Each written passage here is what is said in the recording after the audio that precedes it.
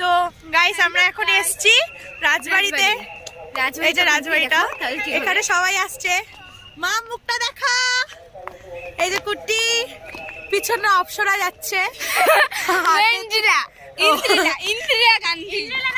আর আমি আপনাদের সব থেকে প্রিয় খুশি। এই যে মেশো আমাদের সাথে, আমাদের গার্জিয়ান হয়ে এসছে। আমরা 4 জন, আমরা 4 মূর্তি দেখায় দে। আয় সামনে সামনে চলে। আর এই যে রাজবাড়িটাকে খুব সুন্দর লাগছে। যাই হোক, পরন্ত বিকেলে খুব সুন্দর আবহাওয়ায় আমরা যাচ্ছি। প্রচন্ড ভালো লাগছে। মশা কেন এখানে? এগুলো সব ছেলে মশা। ছেলে এখন মাম্মাম ছেলে মশা মেয়ে মশা খুঁজছে, এটা লেটেস্ট কাহিনী। তো গাইস আমাদের পিছনে প্রচুর লোক আছে, আমরা একা একা যাচ্ছি। পরন্ত বিকেলে প্রচন্ড আবহাওয়াটা ভালো যাচ্ছে এবং তার মধ্যে আমরা অসুস্থ বোধ করছি শুধুমাত্র মশা খুঁজছে বলে। মাম তো মাম, আপনি মশাদের বক্তব্য কিছু দেবেন? হ্যাঁ, ছেলে মশারা মানুষের রক্ত খায় না।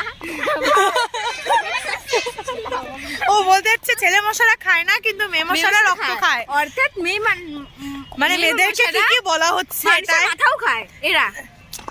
গাইস আপনাদের মানে ওনাদের খুব অসুবিধা হচ্ছে, আপনি প্লিজ আমার ঘাটটা ছাড়বেন। আমি আপনার গাড়ি উঠে বসতে পারি আপনার যদি কোনো অসুবিধা না থাকে। আমার অসুবিধা হচ্ছে। ওকে, ওয়ান লাস্টেড কেন চলেছিস তুই?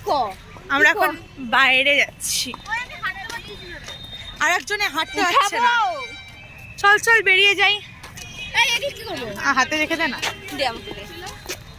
আমরা বাইরে বেরিয়ে যাচ্ছি। কত টাকা হাঁটছি আর চুপ থাকতো। এই পিছনে রাজবাড়ি, আমরা এখন রাজবাড়িকে টাটা করে দে। টাটা। এর জন্য আমরা বাড়ি চলে যাচ্ছি, সবাই দেখতে পাচ্ছি। এবং রাস্তায় গিয়ে আমাদের একটু একটা তুই চুলকানি কি কম মার। আমরা ছাপড়ি না, কিন্তু আমার সামনে যেটা ও ছাপড়ি। আমরা সবসময় ভালোই থাকি, বাড়ি যাওয়ার টাইমে একটু ছাপড়িগিরি মারি, ব্যাস এইটুকুনি বাস। তো গাইস আমরা এখন বাড়ি যাচ্ছি। আর আপনারা যদি আমাদের সাথে থাকতে চান তাহলে এই ব্লগে সেকেন্ড পার্টে ওয়েট করবেন প্লিজ। একটা ছোট্ট ব্রেক।